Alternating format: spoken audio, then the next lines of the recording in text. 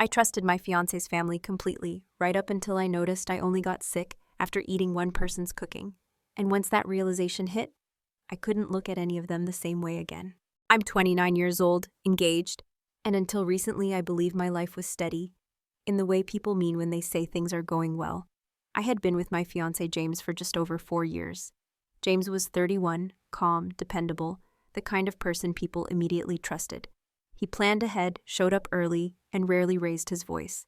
When something went wrong, his instinct was always to smooth it over, not stir it up. I loved that about him.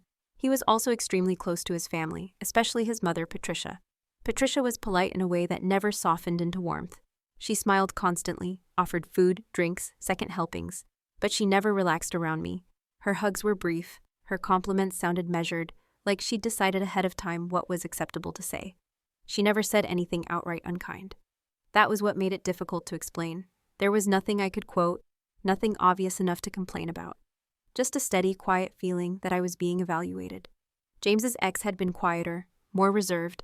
She worked in an office job Patricia understood and respected. They'd shared routines, recipes, and inside jokes I never quite fit into. I told myself it didn't matter. I wasn't marrying Patricia. I was marrying James. Adults don't have to like each other to coexist. The first time I got sick, I didn't connect it to her at all. We'd had dinner at James's parents' house in Mapleton, a small town about 40 minutes away.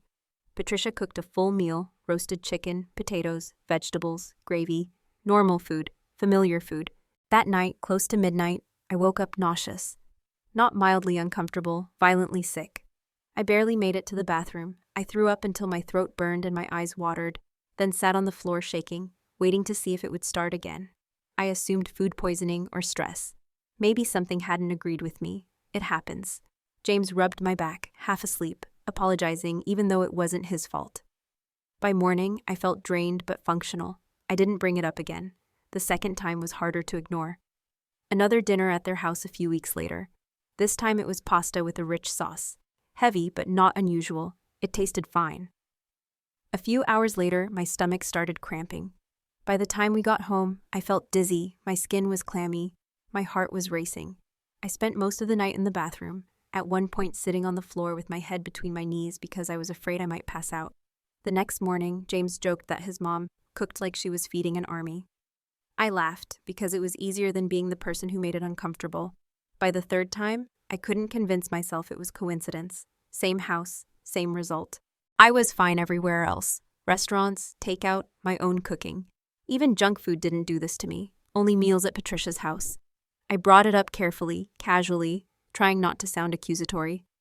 Is it weird that I feel sick every time we eat at your parents'? I asked James while we were folding laundry. He paused, then shrugged, said maybe I was sensitive to something she used. Butter, spices. He said he'd mention it to her so she could adjust. I didn't hear the call, but I heard the shift afterward. She got defensive, James said. She said she's cooked the same way for decades, and no one's ever had a problem. That alone wasn't suspicious, but something about the way he avoided my eyes told me the conversation hadn't been light. The next visit, Patricia made a point of talking about the food. I made this special for you, she said, setting my plate down. I was very careful this time. Everyone smiled, laughed. It looked thoughtful. I thanked her and told myself I was lucky. I got sick anyway. This time was worse. I woke up shaking so hard my teeth were chattering. My heart was pounding uncontrollably. The cramps were so intense I curled up on the bathroom floor, convinced I might pass out. James wanted to take me to the emergency room. I refused because by morning it eased just enough to function, and I didn't want to overreact. But I felt destroyed for days afterward. Weak, foggy, empty. That was when I went to my doctor. Blood work, allergy panels, tests I barely understood. Everything came back mostly normal. Mild sensitivities, nothing severe enough to explain what was happening. She suggested stress, anxiety, said the gut reacts strongly to emotional tension. That was when I started questioning myself. Maybe it was all in my head. Except I hadn't been anxious before dinner. I'd felt fine. And my body only reacted after eating her food. That thought stayed with me longer than I wanted to admit. I didn't suddenly decide Patricia was dangerous. It wasn't dramatic or cinematic. It was quieter than that. Just a thought that wouldn't leave once it formed. After my doctor suggested stress, I tried to accept that explanation. It was the most reasonable answer. Stress doesn't accuse anyone. It doesn't force confrontation. It doesn't threaten relationships. So I told myself I'd prove it. The next time James and I drove out to Mapleton, I didn't say anything about my plan. I didn't even fully admit it to myself. I just decided to be careful. Patricia cooked, like always. That was never optional. The table was full, arranged neatly, everything steaming and familiar. Nothing looked suspicious. Nothing smelled off. When it was time to eat, I served myself carefully. Mostly salad, a little bread. I made sure I took everything directly from shared bowls, watched what went onto my plate. I avoided the main dishes without drawing attention to it. Patricia noticed, not in a dramatic way, just a glance that lingered a second too long. A pause before she looked away. I told myself I was imagining it. That night, nothing happened. No nausea, no cramps, no cold sweats.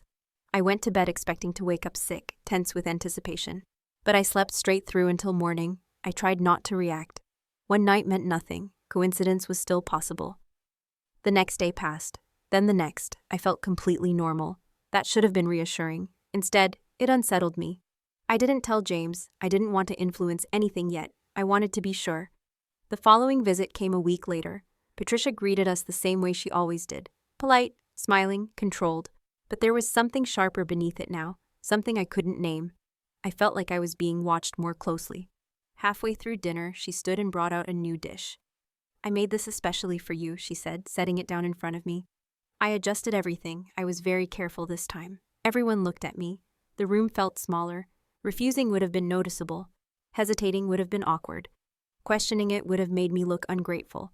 So I ate it, a full portion. I told myself I was being unfair, that I was overthinking, that my little test before had proven nothing. A few hours later, my stomach started twisting. By the time we got home, my hands were shaking. The cramps came fast and hard, like my body was panicking. I barely made it to the bathroom. This episode was worse than the others. I remember sitting on the floor, drenched in sweat, my heart pounding so hard it felt out of rhythm. I pressed my forehead against the cool tile and tried to breathe through it, terrified something inside me was failing. James hovered nearby, helpless. He kept asking if I wanted to go to the hospital. I couldn't even answer him properly. By morning, the worst of it passed, but I felt hollowed out, drained, like something essential had been scraped away. That was the moment coincidence stopped being an option. I replayed everything, the meals, the timing, the way Patricia watched me eat, the way she insisted, the way she framed the dish as being for me. I wasn't imagining her slipping poison into my food like some movie villain. It felt subtler than that, like control, like punishment, like reminding me I didn't belong unless she allowed it. I finally told James everything. I wasn't dramatic, I wasn't angry. I cried because I felt stupid and scared and ashamed for even thinking it. I explained the pattern. The visit where I avoided her food. The night nothing happened. He listened quietly, didn't interrupt, didn't raise his voice, but I could see it in his face. He didn't believe me. He admitted his mom could be passive-aggressive, stubborn, controlling, but he insisted she wasn't malicious, that she would never intentionally hurt someone. Then he offered a solution. "Just don't eat her food," he said gently. "You can say you already ate. We'll keep it casual." It sounded simple. It wasn't, because Patricia noticed. The next time we visited, she kept offering me things, asking why I wasn't eating, laughing as she asked if I was afraid of her cooking now. Everyone laughed with her. I felt exposed, cornered, like I was being dared to prove something. I gave in again, and that night, my body reminded me why I shouldn't have. That was when I stopped pretending this was something I could manage quietly. After that last night, something shifted in me. It wasn't dramatic. I didn't wake up with clarity or courage or some brave new resolve. I just felt tired in a way that went deeper than exhaustion, like my body had decided it couldn't keep doing this. So I stopped going over as much. At first it was subtle. I claimed work deadlines, headaches, plans with friends, nothing suspicious on its own. James still went without me sometimes, which made it easier to justify. Couples don't have to do everything together. But Patricia noticed the pattern long before anyone said it out loud.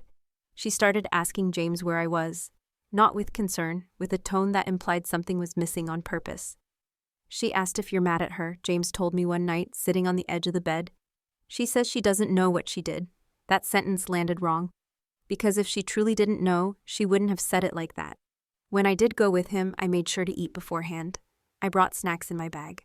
I told myself I could sit through a dinner without eating and it wouldn't matter. It mattered. Patricia watched me more openly now, commented on it. "You barely touched your plate," she said once, smiling too tightly. "Are you on some kind of diet?" Another time, she laughed and said, "I hope I haven't traumatized you with my cooking." Everyone chuckled. I felt like I was standing on a stage I hadn't agreed to be on. James started getting uncomfortable too, but not in the way I hoped. He wasn't worried about me. He was worried about the tension. After one visit, he sat me down and told me his mom felt hurt, disrespected, that she felt I was accusing her of something without saying it outright. I asked him what he thought was happening. He hesitated. That pause told me more than his answer ever could. He said maybe it was subconscious, that maybe my body had associated her house with stress, and now it reacted automatically. He said maybe I was being unfair without realizing it. That hurt more than any stomach pain ever had. Because I wasn't asking him to accuse his mother, I was asking him to believe me. From that point on, every visit felt like a test I couldn't pass. If I ate, I got sick. If I didn't eat, I was rude. If I stayed home, I was distant. There was no version where I was just allowed to exist. Patricia stopped pretending to be accommodating. She didn't offer special dishes anymore. She stopped asking what I could eat. The politeness turned cold again, but sharper this time, like punishment. Once she placed a plate in front of me without asking. "Just try it," she said quietly. "It won't kill you." I froze. The words weren't loud, no one else reacted, but my stomach dropped in a way that had nothing to do with food. I didn't eat it. That night, James told me I'd embarrassed her, that she'd cried after we left. I asked him if he thought it was normal for someone to push food on a person who kept getting sick from it. He didn't answer right away. Instead, he said he was tired of being stuck in the middle. That sentence stayed with me, because I hadn't put him there. I was just trying not to get sick. I started questioning everything. Maybe I really was overreacting. Maybe I was the problem. Maybe my body had betrayed me and dragged my relationship down with it. But then I'd remember the nights on the bathroom floor, the shaking, the fear, the way it only ever happened in one place, after one person's cooking, and the doubt would flip back on itself. I didn't want proof. I wanted safety. Instead, I was learning that avoiding harm can look a lot like accusation when the other person knows exactly what they're doing. By the time summer rolled around, nothing about our situation felt temporary anymore. James and I weren't fighting in the traditional sense. There were no screaming matches or slammed doors. It was worse than that. Everything between us went quiet and careful, like we were both afraid of saying the wrong thing and confirming something we didn't want to admit. I stopped talking about Patricia unless I had to. Not because the fear was gone, but because every conversation ended the same way, with James trying to smooth it over and me feeling smaller for having brought it up at all. He still went to Mapleton regularly, sometimes alone, sometimes with me, if I felt strong enough to handle it. Every time he left, I felt the distance stretch a little more. When he came back, he was different, tense, defensive, like he'd spent the day being convinced of something and didn't want to argue about it yet. One night, after a particularly quiet drive home from his parents' house, James finally said it. "My mom thinks you hate her." I stared at the windshield, watching the road blur past. "She thinks you've already decided she's some kind of villain," he continued, "and she doesn't know how to fix it." That word, villain, felt rehearsed, like it hadn't come from him originally. I asked him what he believed. He sighed, long and tired, said he believed I was genuinely getting sick, that I wasn't lying about that. But he didn't believe his mother was doing anything intentionally. "So where does that leave us?" I asked. He didn't answer right away. That silence landed heavier than any argument. Around that time, Patricia stopped calling me directly. All communication went through James. Invitations, updates, comments about me. It felt deliberate, like she was cutting me out while still keeping me in range. She also started framing things differently. "She feels like she's walking on eggshells around you," James told me once.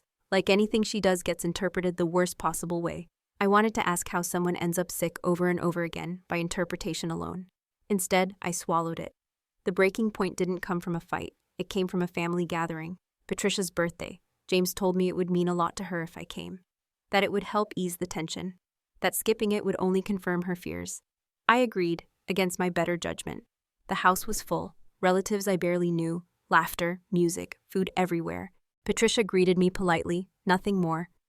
I ate before we arrived. I told myself I could get through a few hours without touching anything. But Patricia didn't let it go.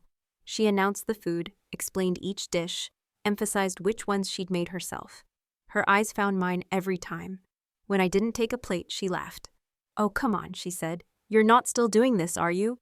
The room went quiet for half a second. Then someone laughed awkwardly. I felt my face burn. James didn't say anything. That was the moment something broke. Not loudly, not visibly, but something essential inside me cracked. I realized then that this wasn't about food anymore. It was about control, about forcing me to choose between my body and my place in the family. I left early. In the car, James was silent. When we got home, he told me his mother had been humiliated, that people had noticed, that I'd made things worse. I asked him if he'd noticed how sick I got every time I ate her food. He said yes. I asked him why that didn't matter as much as her feelings. He didn't have an answer. That night, lying in bed next to him, I understood something I hadn't wanted to face. Even if Patricia stopped tomorrow, even if the food was suddenly safe, the damage was already done, because trust isn't something you can negotiate around. And I was starting to realize I didn't just feel unsafe at her table. I felt unsafe in my relationship. After Patricia's birthday, something in James hardened. He didn't say it outright, but I could feel it in the way he moved around me, careful, guarded, like I was fragile in a way that annoyed him. He stopped asking how I felt about visiting his parents. He just told me when he was going. When I stayed home, he didn't argue anymore. When I came with him, he watched me like he was bracing for fallout. It felt like he'd already decided something and just hadn't told me yet.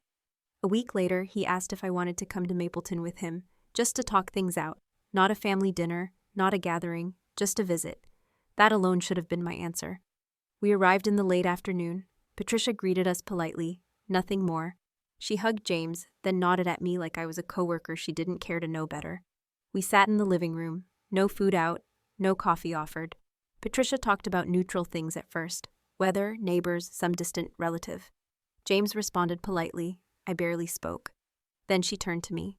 I feel like there's something you want to say, she said calmly. The room went still. I hadn't planned a confrontation. I hadn't rehearsed anything. But the words came out anyway. I told her I got sick every time I ate her food. I told her I wasn't accusing her of anything specific. I told her I just needed her to stop pushing it on me. Her expression didn't change. Instead, she smiled. That's a very serious thing to imply, she said. And very hurtful. James shifted beside me. Patricia turned to him. Do you really think I would harm someone you love? He didn't answer fast enough. That was the moment I understood the conversation wasn't actually for me. Patricia stood up and said she needed a minute. She walked down the hall, leaving James and me alone. My chest felt tight. I stared at the carpet, trying not to cry. A few minutes later, I heard voices. Low, from the kitchen. Patricia hadn't closed the door. I don't know how much longer I can tolerate this, she said. James replied quietly, but not quietly enough. She thinks you're doing it on purpose, Patricia continued. That I'm some kind of monster. That's not what she said, James murmured. She doesn't have to say it, Patricia snapped. She's already decided. There was a pause. Then Patricia said something that made my stomach drop. I've been very careful, she said. Very, and this is what I get. James didn't ask what she meant. He just said, I know. That was it, no denial, just acknowledgement. When Patricia came back into the room, the conversation was over. Polite again, controlled. She said she was tired and suggested we head home. In the car, James was silent. I asked him what she meant by careful. He said I was reading into things. I asked him why he didn't ask her to explain. He said he didn't want to escalate things. I realized then that if there was something wrong, something subtle, something intentional, James would never push hard enough to uncover it, because the truth would cost him too much. That night, lying awake beside him, I understood something else. I wasn't just afraid of Patricia anymore. I was afraid of how much James was willing to overlook just to keep the peace. And that fear didn't fade.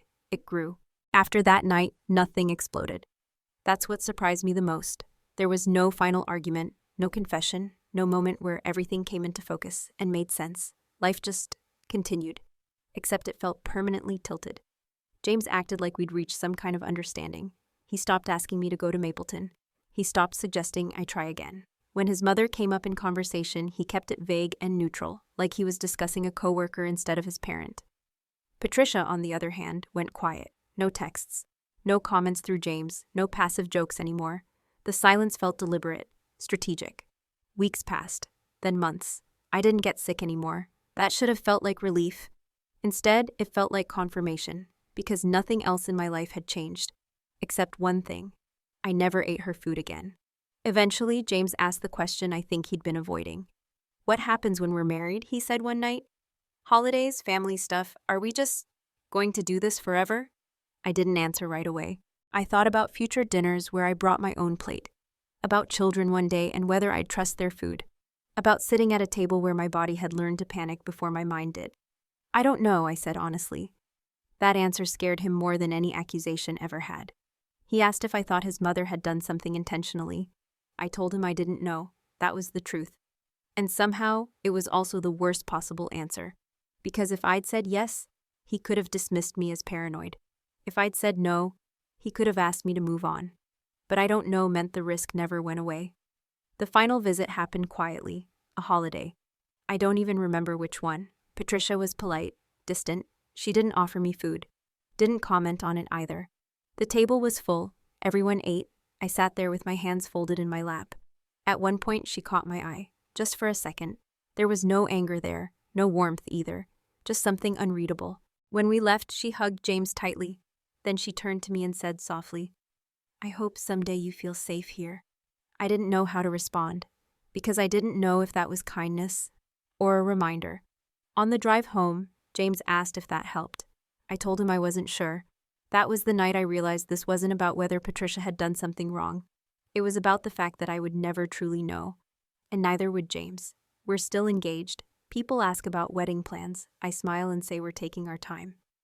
Sometimes, late at night, I wonder if I'm protecting myself, or if I'm slowly dismantling my relationship piece by piece because I can't prove the danger out loud. Other times, I wonder what it says that the danger disappeared the moment I stopped eating one person's food. I don't have proof. I just have a body that learned something my mind keeps trying to ignore. And I don't know how you marry into a family when you're not sure whether the worst thing that ever happened to you was intentional or simply tolerated by everyone who claims to love you. Was I paranoid, or would you have trusted your body, even if it meant sitting alone at the table forever? You tell me.